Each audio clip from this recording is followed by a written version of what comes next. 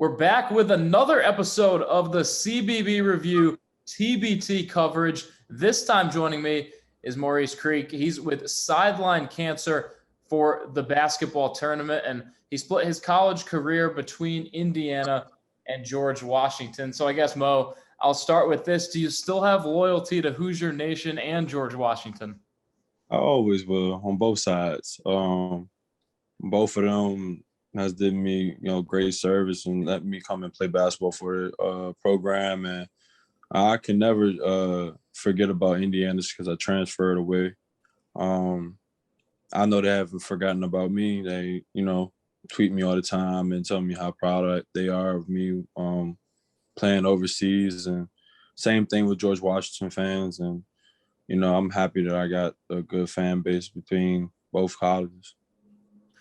Well, I don't think it'd be fair to me to ask you about this Syracuse-Indiana matchup coming up because I'm sure we would not be able to agree on that. They'll play this fall in the non-conference schedule. But I will ask about the other Indiana news. Obviously, Mike Woodson going to be in year one, so I just wanted to get your thoughts on, how maybe you think he'll fare.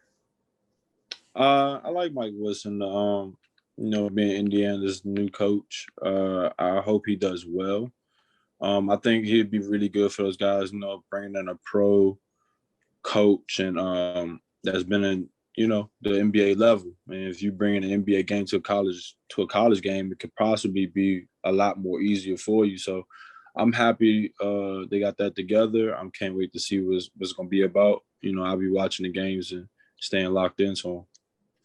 Well, Mo, you've been out of college for a couple of years now, and you were a Maryland product originally out of high school. I know a lot of guys out of the DMV like repping that area, and one of your biggest moments for our listeners is you had a buzzer beater over the Terrapins. Just want to take me back to that moment, how special that might have been, and maybe some of the other moments that you had during college.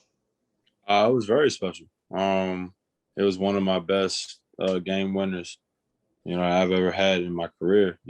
Me being a Maryland Terrapin guy as a kid growing up, all I thought about doing was going to Maryland. And when that didn't happen, I played Maryland at Indiana. We lost to them when they had Grievous, Vasquez, and, Hayes and them. So to get another opportunity to play Maryland again and to have the opportunity of taking the last shot and making the shot, I couldn't ask for anything else. And, I was glad that, Coach trusted in me to, be that guy to take a shot for that team, the George Washington team. And I'm just happy that kind of put George Washington back on the map again as far as being one of the top programs in the DMV area, because they were not even heard of in the DMV area until that year that we came through. I think we was projected after VCU. I think we was projected the second best team in the DMV area at that time. So to get that recognition for that program means everything to me. Well, obviously, now we fast forward and we're almost at the start of TBT 2021. Obviously, summer tournament's been going on for, almost a decade at this point, maybe a couple of years short of that. But you play for Sideline Cancer, and that isn't an alumni team. I know a lot of the fan bases get excited about the alumni teams in this tournament, but Sideline Cancer isn't an alumni team. So really, how'd your roster come about? It was, for me, it was just playing against Jermaine and Remy. Me and Remy played together in college, and we played against Jermaine. But we all grew up together. And, during the years of playing basketball, we weren't from the same state or anything like that, but, connecting that Big Ten bond together really meant something. Then Remy and Jermaine happened to play on the same team when all three of us were in Finland. And after our last game against each other, they asked me to play for Sideline Cancer. And I said yes, because, I've always wanted to play in the TBT. There were teams in Maryland that were in the TBT that didn't pick me up. So I kind of felt disrespected about that. But at the same time, I wasn't really worried. I knew somebody was going to ask. And, it just really happened to be two of my best friends.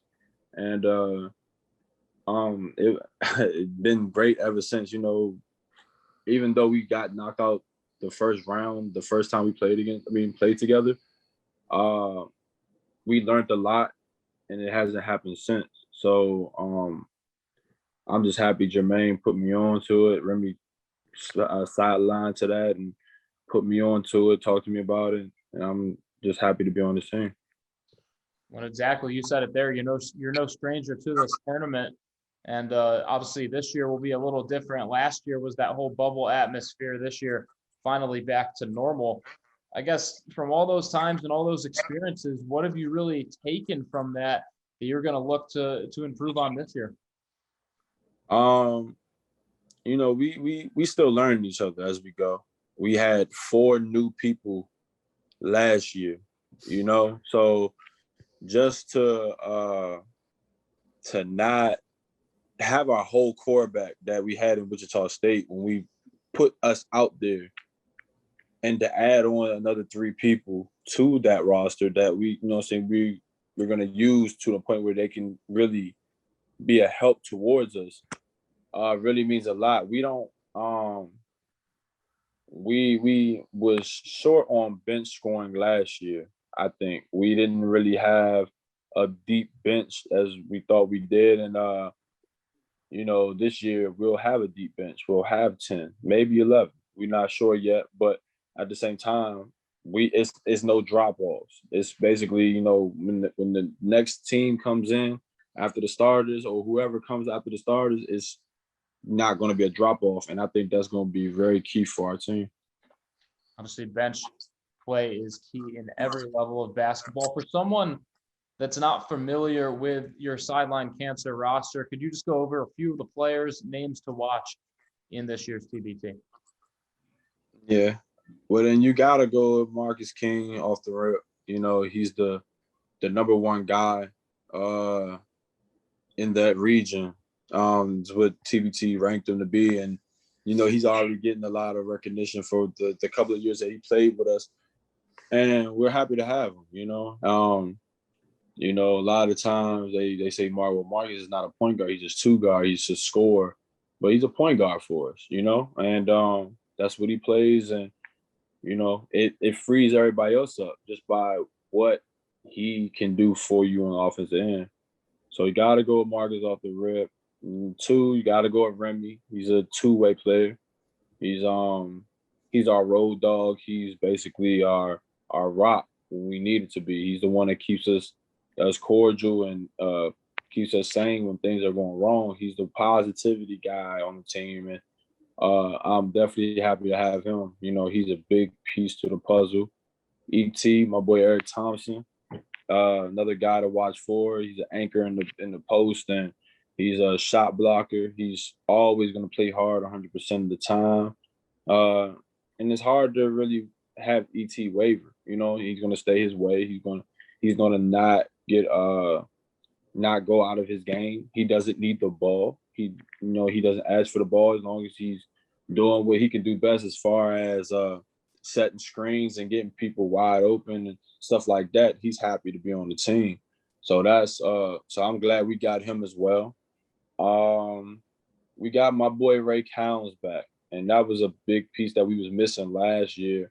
He was another shooter that was beside me. Definitely missed him last year. There had been some scoring that we would have needed. Happy to have him back this year. And C. Upson, the other tall guy, we was missing him last year. And to get them back means a lot to me, just because I know he's going to play hard. I know he's going to help ET out on the glass. I know he's going to he can bring a lot more to our team than we've noticed in the past. So, those are the guys that I can say. Some of the new guys I know, Trey Lewis. Trey Lewis is new to us, but I've heard he's another scorer like Keen. I can, back Keen up when Keen gets in trouble, or they could possibly play together. We're not sure. But I know he's a scorer. I know he's a ball handler. We needed that, and I'm happy to have him. And the list is still going on, but I don't want to give everybody out. But we got a nice little mob this year. You guys obviously have experience playing with each other from past years as well. I'll leave you on this last topic. And, obviously it's in the name Sideline Cancer, but what exactly does it mean to represent Sideline Cancer, and what are you guys really playing for? It means a lot. It's bigger than basketball when we're playing for Sideline Cancer. Kathy Griffin's husband, Greg Griffin, died from pancreatic cancer. And what we're trying to do is put that organization on the map to decrease the deaths of pancreatic cancer and even other cancers. I'm not sure if they're working on that. I know it's pancreatic cancer for us, but it's just basically trying to sideline it all, trying to get the money to get the researches done to where we can, basically get it off the map, or decrease it as much as possible so people can stop dying from these cancers. So it's definitely bigger than basketball.